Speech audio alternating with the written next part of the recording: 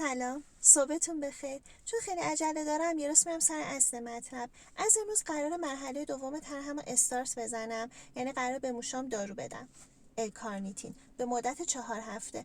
بعد از اون خب میریم سراغ مرحله بعدی که سکریفایسه، که 4 هفته دیگه میام بهتون میگم که قراره چیکار کنیم. حالا امروز بریم ببینیم قراره چه کاری انجام بدیم. با من همراه باشید.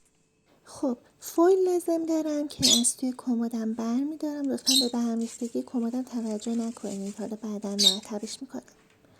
یه دونه استوانه مدرج لازم دارم که بزرگترینش رو برمیدارم چون باید 400 سی سی آب توش بریزم به این شکل. یه دونم ارلن لازم دارم که اونم بزرگ باید بردارم به همون دلیلی که گفتم. خب بریم دنبال بقیه کارمون. آب آنالار لازم داریم، نه آب مقطر نه آب معمولی. ترازو رو روشن میکنیم و منتظر میشیم تا مسئول داروها تشریف بیارن. بله تشریف آوردن، ازشون درخواست 6 گرم الکارنیتین میکنیم. 6 گرم الکارنیتینم رو ریختم توی ارلن.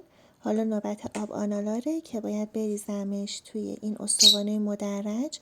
چون 400 سی سی لازم دارم باید با این استوانه مدرج اندازه گیری کنم 400 سی سی رو.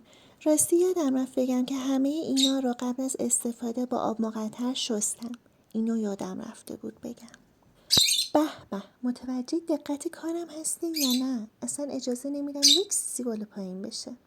بچه های صدای جیک جیکی که همش میاد صدای نانا و روزیه، 2 تا توتی دارم، اصلا درک نمیکنن که باید ساکت باشن. ببخشید. خب 400 سی سی آب آنالارم و به 6 گرم الکارنیتینم اضافه کردم.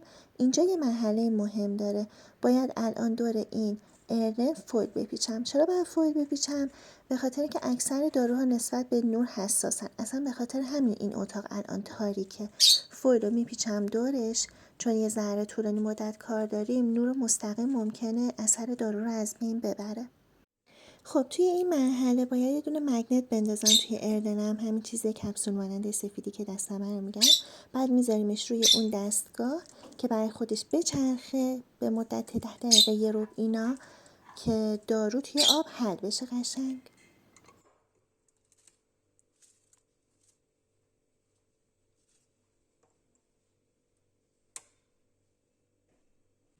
خب مگه موفق بشم یه دسته این فویل رو بدم کنار که شما مگنت رو ببینید عالی میشه.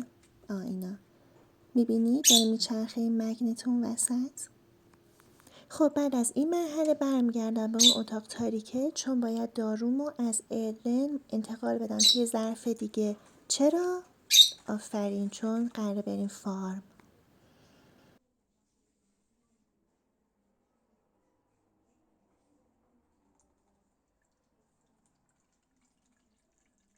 بله خیلی با احتیاط این کارو میکنیم، چون مگنته نباید بیفته تو ظرف دومیه. خیلی آروم یواش با دقت.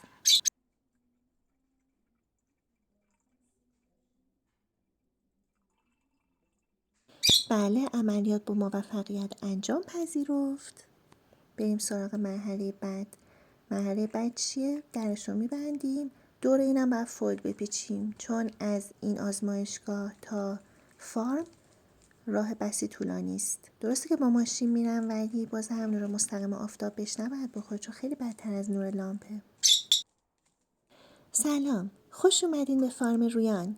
گانمون رو میپوشیم و میریم سراغ کارمون.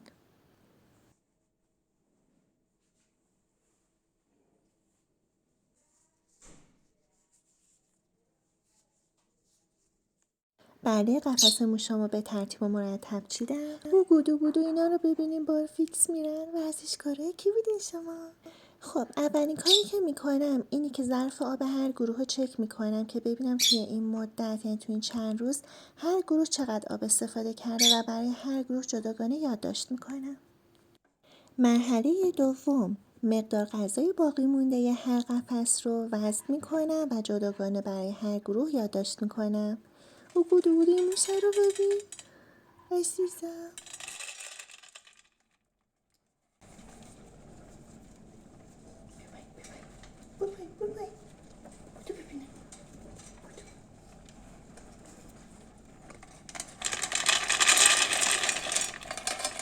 حالا وزن خود موشا رو یکی یکی اندازه میگیرم تا ببینم میانگین وزن هر گروه به چه شکل تغییر کرده توی این مدت که اگر لازم بود دوز داروها رو تغییر بدم.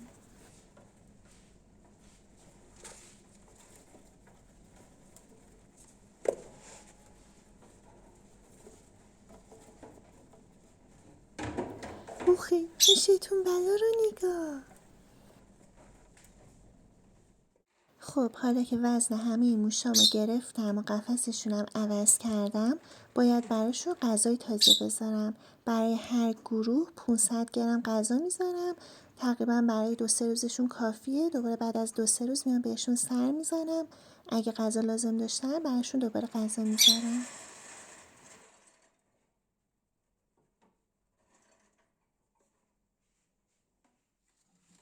و بالاخره مرحله آخر. خب برای گروه کنترل که دارو نباید بریزیم، همون آب خالی رو میذارم 500 سی سی توی هر ظرف جا میگیره، هم 500 سی سی رو فقط آب میریزم براشون میذارم. برای گروه دومم که لو هست باید 4 سی سی دارو رو توی آبشون بریزم، یعنی توی هر ظرفی که 500 سی سی آب جا میشه باید 500 رو منهای 4 کنم، اون مقدار آب بریزم و 4 سی سی هم دارو بهش اضافه بکنم. این شکلیه. یعنی برای بقیه گروه هم باید به همین شکل دارو بریزم. مقدار دارو رو از مقدار آب باید کم بکنم. من با این مرحله خیلی مشکل دارم چون یه ذره خیلی سخته برام. اینکه دارو رو میریزی بعد میبینی چند سیسی زیاد شده، میای کم کنی میبینی زیادی کم شده، دوباره میریزی دوباره زیادی زیاد میشه. مخصوصا برای گروه لو برای 4 سی سی اندازه گیری خیلی سخت‌تر از بقیه گروه هست. میره رو مخ آدم. خب احتمالا اونایی که یه سررشته توی کار آزمایشگاه دارن با خودشون میگن که خب خدا سمپلر آفریده میتونی از اون استفاده کنی، ولی باید بگم که خیر. من با همین استوانه مدرج سرشکستم بیشتر حال میکنم و ریسک این که سمپلر به اون گرونی رو از آزمایشگاه بخوام بیارم تا فارم رو نمی کنم. چون همین چند وقت پیش بود که دوستم زد یه سمپلر 13 میلیونی رو شکست. خب گروه بعدیم گروه مودریته. توی این گروه اگه در این باز بشه ممنون میشم که به ادامه بحثم بپردازم. باز شد و دستکشم رو پاره کرد. عیبی نداره. داشتم میگفتم برای گروه مودریت باید 20 سی سی دارو بذارم، یعنی باید 500 منهای 20 بکنم، اون مقدار رو آب بریزم و بقیهش رو دارو بریزم که 20 سی سیه. بله میبینید آب چقدر کلور داره؟ باید بذارم کلورش بره. توی این فاصله برای گروه بعدیم که گروه های برای اونم آب میذارم که کلورش بره توی این فاصله. برای گروه های باید 40 سی سی دارو بذارم، یعنی 500 منهای 40 بکنم و این کارا.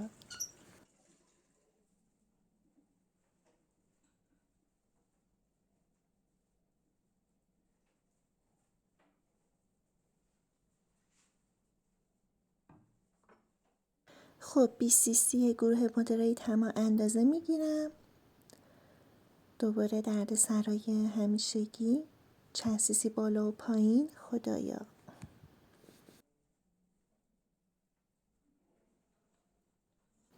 اصلا هیچ ایده‌ای در مورد این که اینجا دارم چی میگم یا چی میخونم ندارم. اصلا یادم نمیاد.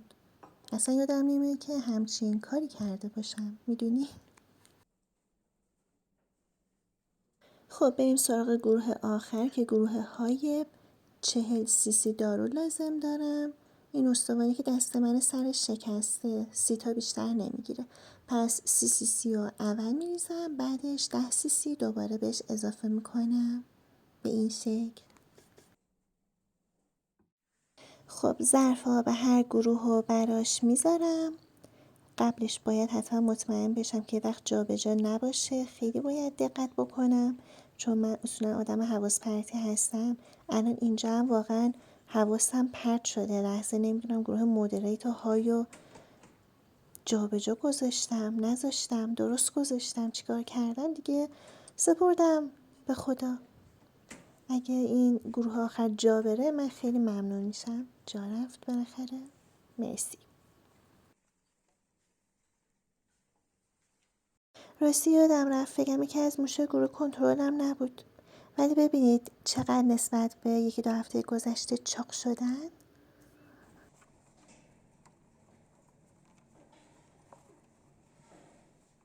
آخیش بالاخره تموم شد. خیلی خسته کننده است که باید هفته دوباره این کار رو انجام بدم، ولی خب دیگه کاری که باید انجام بدم.